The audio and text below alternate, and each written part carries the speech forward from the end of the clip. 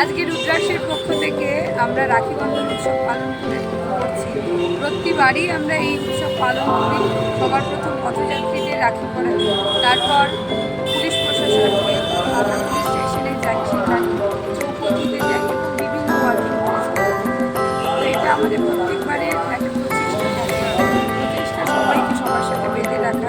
তো এটাই আমাদের উদ্দেশ্য। ভাই বোনের তো অবশ্যই একটা স্নেহ এরকম মায়া ভাবটা এগুলো থাকা দরকার সমাজ। তাছাড়াও আমরা এটাকে মনে করি যেহেতু রবীন্দ্রভারতী বিজ্ঞানের ভাষা, তো এটা একটা মৈত্রীর বন্ধন, সেই হিসেবে আমরা কখনো দেখে এসেছি। ওই মনোভাব নিয়ে আমরা এই সমস্ত এই রাখি বন্ধন উৎসব একবার পালন করি।